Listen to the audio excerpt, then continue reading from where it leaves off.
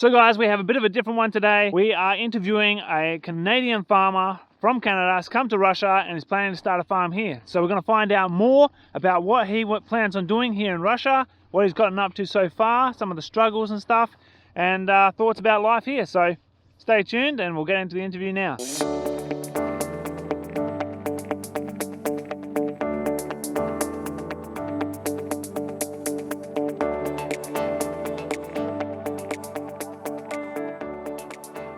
So we're here with Arend from Countryside Corner. They also have another channel over at Countryside Acres where they do more of a vlog thing. So yeah, please introduce yourself to the audience and we'll get on with the interview. Okay, well, I'm Arend Feenstra. We just recently moved to Russia here. My wife Anissa and myself and 8 children, originally from Canada. The youngest of 10 children there, immigrants from the Netherlands originally. And my wife is the youngest of 4 children. They would be, well, I don't know, they're not really immigrants, I guess 3rd or 4th generation in Canada already. Oh yeah, cool. Wow. So what was your kind of background? Like, what did you do in Canada before, like, up until moving to Russia, as far as like work and all that kind of thing? Well, I've been a carpenter basically all my life. I started at 14 as a summer job and did build barns at that time. That was just summertime. Obviously, I still had school to do. Full time, I started working for a house builder, everything from the foundations all the way up to the shingles and all the finishes in the house. We did maybe 3-4 houses a year, so pretty in detail.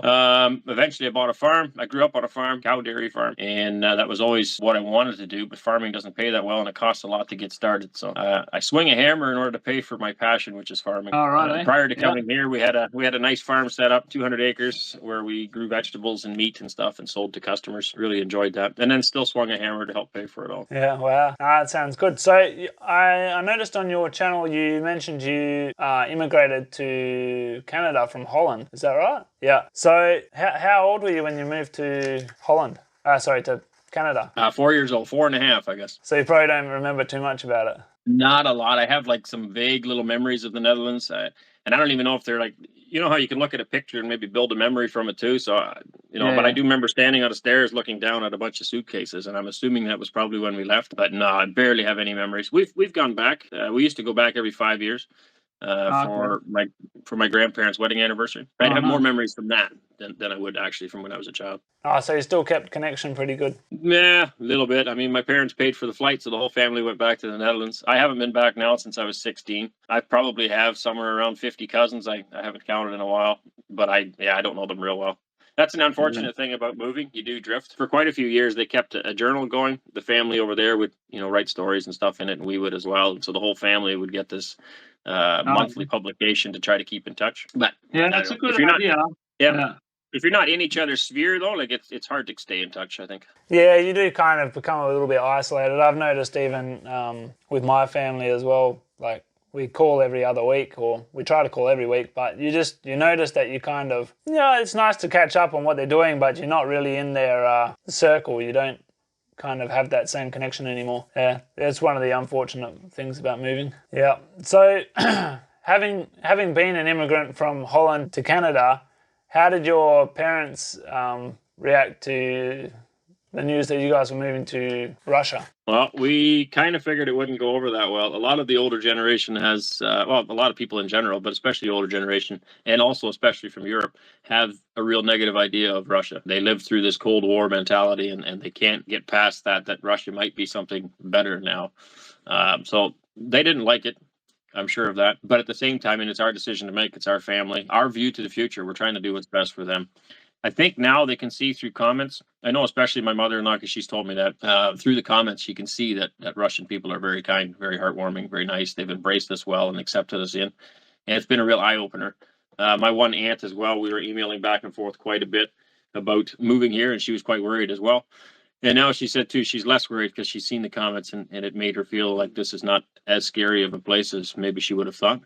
I mean, she's still worried about us, and I think my family or my parents would be in the same boat. But, being here now for, what has it been, almost 2 months, I think. We haven't been rounded up. We haven't been put in jail. We're not persecuted in any way. We have the same life we did over there. It's pretty comfortable and nice, and you have to eventually wake up to reality and say, okay, maybe it's not as bad as we thought it was going to be. Yeah, when you hear the other side of the story, it doesn't sound so black and white anymore. That's right. Yeah, you're only told one side, and then you develop this idea of this terrible, scary place. What prompted you to choose Russia? Was it a particular event that made you choose Russia, or was it kind of a journey? I would say a journey. I've been following Russia for years, just through RT News and learning more about it. It's very similar to Canada as far as climate's concerned. I know people who went to Belize. They didn't stick around long. I think they were there for 2 years or something, and then they came back. It was just so different going from Canada to a warm country like that. Growing your garden, the kind of pests you encountered, everything was just different. And so going from Canada to Russia is very natural. We're going to have the same people like, oh, aren't you worried about the cold? No, it's just as cold or colder in Canada, right? Or am I worried about frost? No, we're used to building with frost. We're used to 4 distinct seasons. It's not going to be a whole lot different than so I think there's a lot less change moving to a country like Russia. Like for you guys coming from Australia, I think it would be much more of an adaptation, right? We're already used to it. Well, I know as far as building's concerned, it's been like I'm still not 100% sure how I do stuff. Whereas in Australia, I'd be like, oh yeah, I'll do this, I'll do that, whatever. You know, feel fairly confident. Here, I'm like, I just don't have the experience. I have no idea of seeing what works, what doesn't. You know, I can see what doesn't work, but so anyway, that was a big factor for us. I do know more people. They went, Mexico, stateside.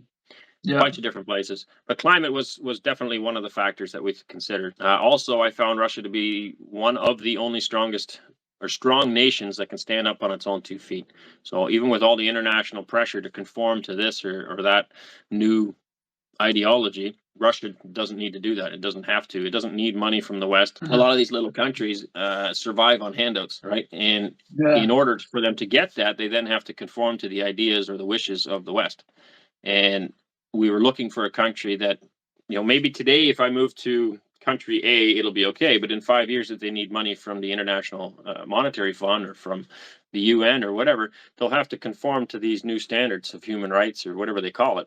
And then we'll be in the same boat as we were before. Whereas Russia, I don't feel doesn't need that. I mean, look at the amount of sanctions Russia's under, and it's still holding its own. The economy is actually in better shape now than it was pre-sanctions. So those pressures, I don't have to worry about the outside pressures. I can move here confidently and say, I think in 5-10 years, it'll still be heading in the right direction. What made you think about moving in the first place? Like, was there a particular event, or was it kind of a series of events that kind of made you think about leaving Canada? A series of events. Opportunity, obviously, is always one. Even when I was younger, I know there was an opportunity to move to Brazil. They were handing out land, and I contemplated it. I mean, never seriously, but I was like, hey, that'd be kind of fun to do. Coming from an immigrant past probably already crosses one of those hurdles. It makes it easier to contemplate moving to another country anyway. I mean, it's not such a scary idea. My family did it. Yeah. This particular move, I think COVID really heightened it. We had talked about it. I mean, obviously, we were looking for economic opportunities.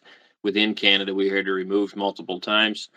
Each time to a bit of a better farm or a bit of a better opportunity. So that was normal for us. Leaving Canada was different. Through COVID, it became apparent to us that it was no longer where we could live long term. Just too many things had changed in the last 5 years as far as authoritarian controls. And I know people will say, well, that's ridiculous because it's still a really good country, and it is. But my wife and I were more looking at the direction it was headed, not necessarily where it's today. I think that's too narrow-minded. You need to open your eyes and say, okay, where were we 5 years ago? And what are the policies today? Where is that going to lead us in another 5 years? And rather than just looking at today, right? And you can take that in any example. You have to have a vision to the future, especially if you're a father and you're raising children. You have to kind of consider where will we be in 5 years. And then I said the same thing with Russia. I've been watching them for probably 10 years at least. And, a little bit about when the wall fell down and how horrible things were here post-communist and where it is today. It's done immense amount of upward growth. Prosperity is a lot better. So are there still poor people here? Well, yeah, of course. But there's less poor people today than there was 5 years ago. And if I go to Canada again, there's more poor people today than there was 5 years ago. So I don't know where they are on the scale. Maybe Canada's better. I don't know. You can argue that. But the direction I see it's heading is going down and Russia's going up. And so at some point, they either they've already passed each other or they will. And Russia's getting better, if that makes any sense. Yeah. So putting those things together, especially the last 5 years, I guess primarily the COVID years where we got to be quite worried about where we were living and worried about the future for our children, worried about our rights as Christians and as parents. That really propelled us into thinking about something sooner. Yeah, that was quite a bit of a eye-opener for a lot of people as far as how free the countries were, all that kind of thing. So once you kind of decided that you were going to move to Russia, how long did it take you to get organized and actually move? First, I wanted more information. I like to do my homework first. And I had heard through RT News that these South African Boers had come here, so I wanted to find them and talk to them and say, hey, how are you finding it? What's it like? What, is it as good as I think it might be? Anyway, I had a really hard time tracking any of these guys down, and that would have been, I think, probably at least 2 years ago. I finally found a guy in Moscow, Dmitry Balkovsky. He had a bit of a YouTube channel. I think he still does. I don't know if he's active on YouTube anymore now, but he had interviewed a South African that wanted to come here. And that would have been my first Russian contact, and it started to open up more doors. I sent you an email, and I sent your sister an email. And I ended up hearing back from your dad, and we talked quite a bit. And then he got me in touch with the next person, the next person, the next person. Now I have a whole slew of Russian contact. Or not your dad, sorry, your father-in-law. And that kind of opened it up. And I would say that probably all started probably about 2 years ago. And then we started putting ideas together, trying to figure out, okay, how can we get here? Because it's not the easiest thing. It's not like going to Georgia was easy. I just got on a plane. I booked tickets, got on a plane, landed in Georgia. They handed me a 1-year visa. Done. Go live wherever you feel like living. No registration, no nothing. Just do whatever you want. And a year from now, you have to leave and step back in. You literally could just step across the border and step back in, get another 1-year visa, and you're good for another year. Here in Russia, it's a lot different process. You can get the visa on arrival though, yeah, for Georgia. Yeah, that makes it a lot easier. And it's a 1 year long. It's 365 days. So here I have a tourist visa I had to apply for and go through a bunch of hoops to get, and I can only stay here for 90 days, right? So that was the next thing. Traveling with a big family, it cost us, we figured out yesterday, it was between $15,000 and $20,000 to get here. All right, and people are like, what? Well, if you do the math, you don't fly very far for $1,000 anymore, right? And we have 10 people, so you get to 10 grand pretty quick just doing that, all the luggages. Yeah. So I didn't want to end up in Russia and then have to leave and not be allowed to stay. I said, if we're coming, I want some kind of guarantee that we can actually stay here. And that took a long time to figure out what kind of path we could get. That's what's kind of hard, is that there is it's quite hard to get that answer. When they say, oh, so come on a tourist visa, and while you're here, apply for the quota, and then you may or may not get a spot. It's like, what? Uproot your family and you got to go fly somewhere else again and try again, right? So they're working on different systems, but it sounds like you were able to get some kind of confirmation before you came. How did that happen? Through Timor, or immigration lawyer. That I highly recommend everybody go that route. Unless you know a lot more than I do, but I wouldn't recommend going it alone. I really appreciated having his help and advice, and I still do. So he managed to get us guaranteed immigration quota in 2 different regions, Kaluga and Nizhny Novgorod. Yeah. So then it was just a matter of choosing which one we wanted. We looked into both of them. Honestly, the reason we chose this one is because it was farther from NATO. If they wanted to escalate any hostilities over there, we felt safer being farther away. And that's why we're here. That's what a lot of people tell us here in Altai. It's like, oh, we're safe. Anything can happen. Flood, whatever. We're all good here. You're farther away, yep. So I know that you recently bought a van. I saw the video on your channel there, and obviously we were talking about before you bought it. But I was just interested to find out, how does buying a vehicle here compare to buying a car in Canada? Good question. Depends on when we're talking, I guess. It used to be a lot easier to find a used vehicle in Canada. I find now, at least during COVID, there doesn't seem to be very many used anything around.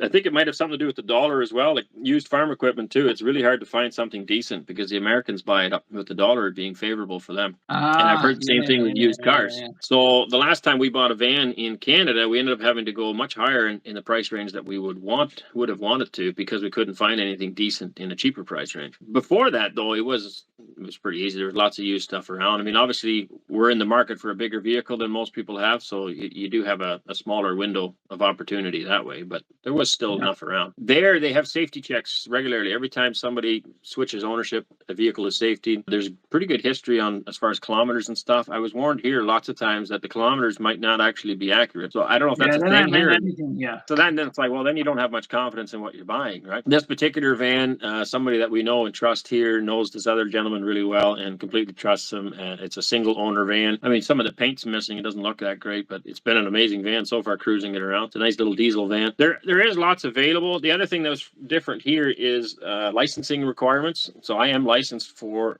up to 25 people in Canada. But here, a normal driver's license, you can only drive 8 people. And so that was something we had to consider as well. I mean, we have 10 people in our family, 8 wouldn't cut it. We'd have to leave half the kids at home kind of thing, right? So finding a vehicle that could fit us all, it puts you into like the taxi van type class almost. Yeah. But anyway, we found one. It took us a little while to shop around, find one in the right price range. A lot of them were priced high here again. Same thing. I think during sanctions, a lot of the prices went up, I'm told, for used vehicles. When we moved here, you could buy for, I think, about 700,000 a brand new Bukanka, you know, those loafs, Waz loaf. I like those. I want to get one of those yet. You could get them pretty cheap, and then now they're like already 900,000. Same deal with the, like all the cars have gone up by, I don't know, 50% or more. Okay. In a ruble value, but obviously because a lot of the materials and stuff is like steel and stuff like that gets traded on the market where dollars is still kind of the standard, the price goes up on those things a lot more than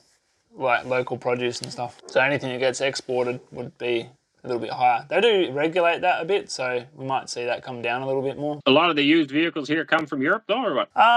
Yeah, either Europe or Japan. Some of them are North American. We've got a Montero, and that's North American car. Okay, so somebody imported it from there.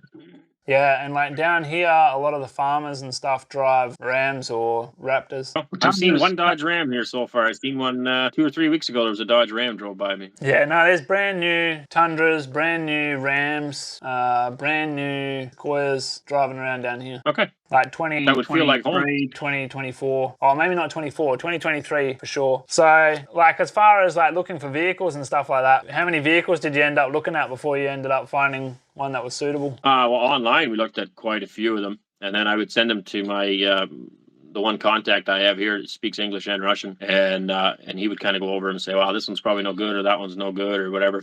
Physically looked at 3 or 4, I think. Different ones. I was looking, I kind of wanted to support local economy here, so we were looking into getting Gazelle. That, and they have the size here, of course. A lot of people, locals, it's interesting, locals warned me against that. Don't buy one of those. So I don't, they don't like their own vehicles, I guess. But we have the same. This one here is a Fiat. We ended up with a Fiat, which I think is Italian made, I believe, isn't it? I don't know. I thought it was French, but I could be wrong. Yeah, probably Italian. It could be. I'm not 100% sure. Anyway, it seems like it's working pretty good so far. Yeah, we have a lot of Chevy Express vans back home. That was my preference. I really like my Chevrolet Express. And the last van we had was a Ford E350. I don't think they make them anymore now. But that's what I wanted to get, a Ford F350, yeah. But didn't find any at a suitable price range. F350 or E350? E350. Well, here they don't say E350. They say like a Econoline or something like that. Okay, yep. I didn't mind the Ford. The last one we had was Ford. I found it was gutless compared to the Chevy I had. And they have this Ford Wander where it just always kind of travels back and forth. And so that's why I didn't like that Ford van that we had. And I was told by another guy who only drives Fords, "Oh yeah, that's just the Ford Wander. That's normal." Whereas my Chevy always drove perfectly straight. So, well, it makes a big difference, especially if you do long trips and stuff. You want to be kind of comfortable and enjoy your ride, right?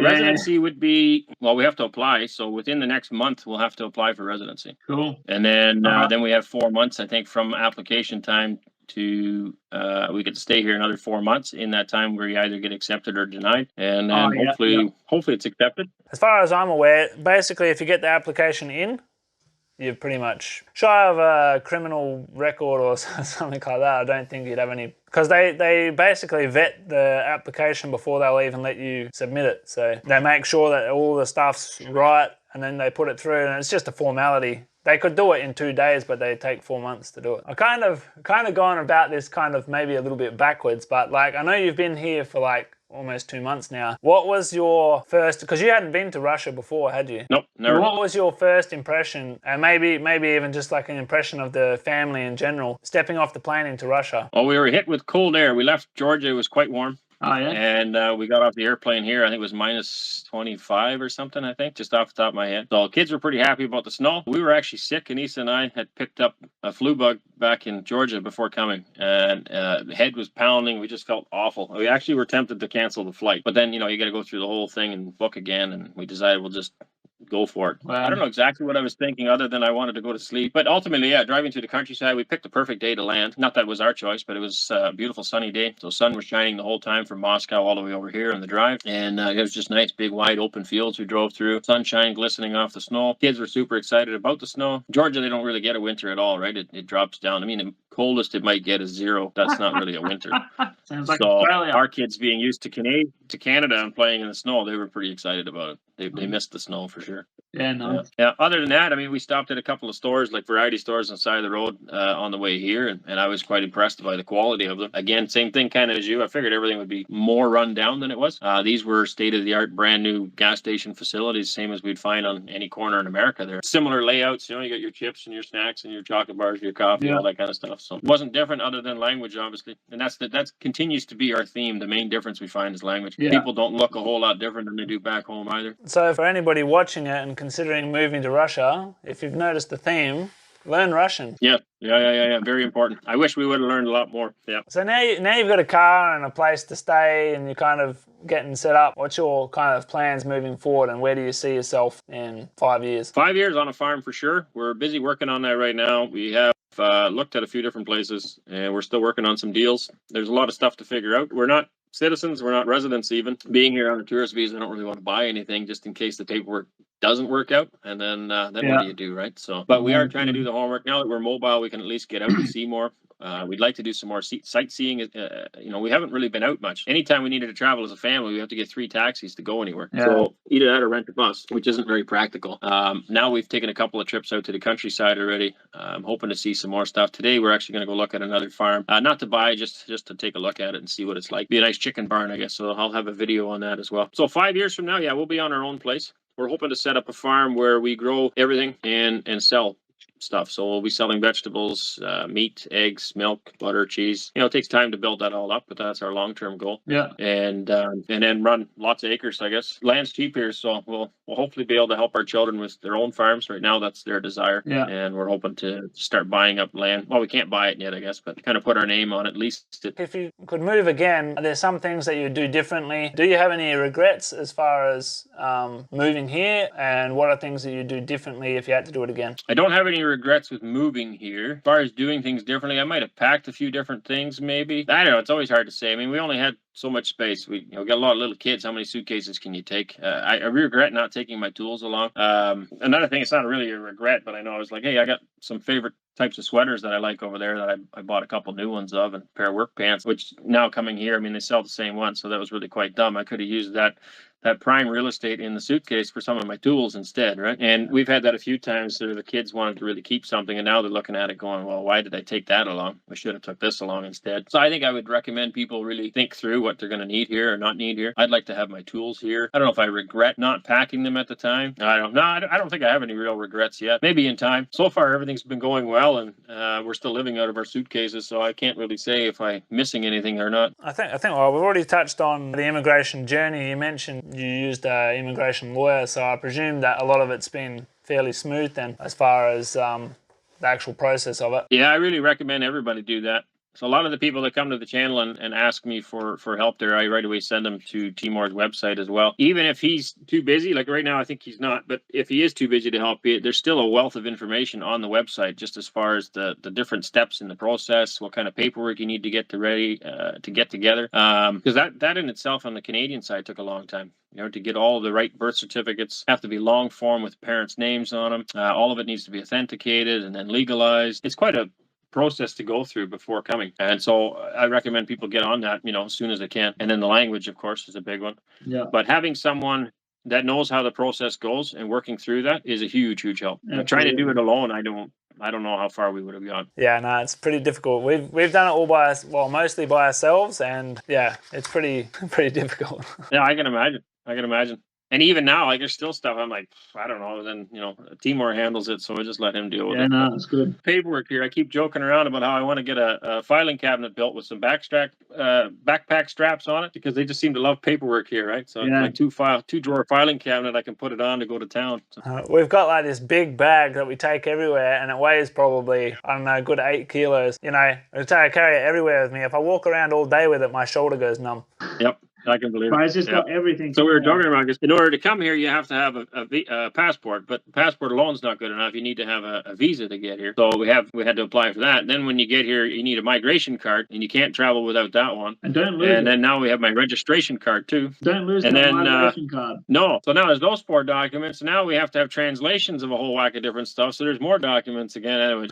And then for you, obviously, 10 people. That's no joke. Yeah, we got a big binder full of stuff now, and that's just for quota. We haven't started the residency yet. Once we get into residency, I hear it's another big stack of papers. Oh yeah, no, it's the same all over again. Plus this other document that you didn't think about. Yeah. Yeah. How does Russia kind of stack up to your expectations? I don't think I've been misled at this point yet. I'm looking forward to spring to see the grass growing and the flowers growing and the trees budding again. We did a lot of homework before coming, so we kind of knew what we were expecting when we were coming here. And so far it's been good. I guess the one thing I would say is the kindness and hospitality of the Russian people. I wasn't necessarily expecting. We're just nobodies is what we figure, just some farming family from Canada, nothing special. But people have really opened their arms, and people wanting us to settle in here and feel at home and feel loved. That was one big thing for us that we were kind of shocked about, how kind everybody is. Yeah. Especially when you're told a lot of times that Russians have this kind of cold demeanor. They don't smile a lot. They're not super joyful or happy.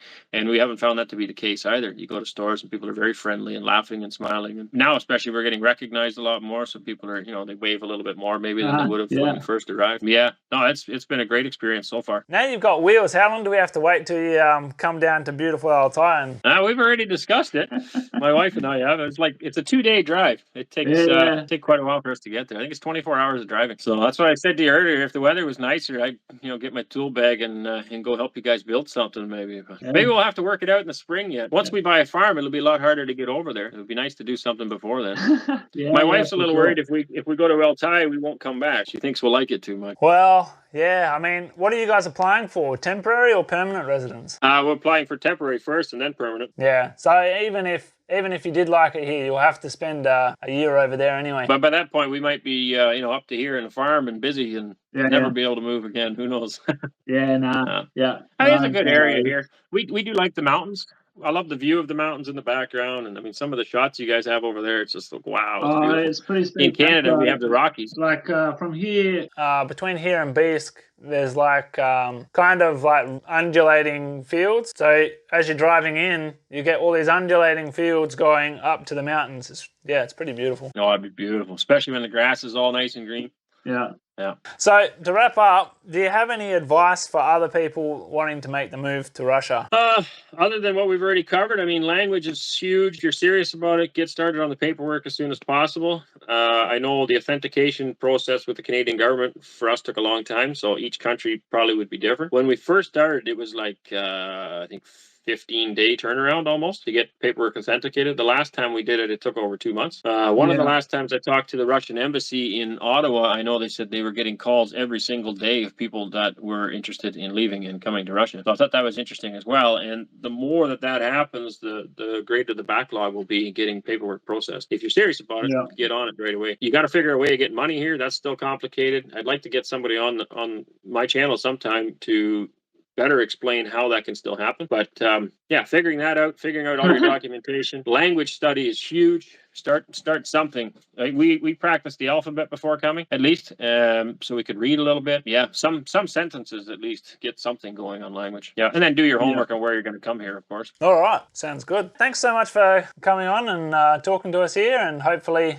more people will come over and experience Russia. It's been lots of fun. We will watch your videos over here as well. My family as well, so okay. Well, thank you. It's it's been nice to see nice family come over and experience all the stuff that we've kind of gone through a few years ago, all over again. So it's great. Well, feel free to give me any pointers, when we're doing the wrong thing or. Well, I try and if something comes up, I kind of try and say something. So maybe it gets annoying sometimes, but I just kind of like, maybe you haven't thought of this, maybe you have, I don't know, but we appreciate all the help we can get. I think it's getting easier. It's going to be a lot less work for us than it was for you guys, right? You've blazed a bit of a trail already, and things get simpler. And as more people come, I think it will get easier and easier do. And also there's more people here who have done it that can guide and assist. You know, that's obviously a big help for us as well. Fantastic. Thanks for again for coming on the channel and speaking to us. And yeah, we wish you all the best with your endeavors and hope you find a farm real soon. Well, first get residency and then get into farming, because yeah, when you've been on a farm for a while and then you have to live in the city, it's gets boring pretty quick. Absolutely. Yeah. Yeah. I miss my land. I miss my animals. Yeah. Thanks again. And catch you guys on the next one. Yeah. Thank you very much for having us. It was a pleasure. Well, thanks so much for watching, guys. We hope you enjoyed getting to know Arend and finding out a little bit about what they've been up to and what they plan on doing in the future. You can check the other half of the interview where he interviews me over on his channel, Countryside Corner. If you have been inspired to move to Russia, there'll be links down in the description where you can get legal help with 10% off of first services there. So check that out. We also post helpful information on our Telegram channel, so check that out too. Thanks so much for watching, guys. We'll catch you later.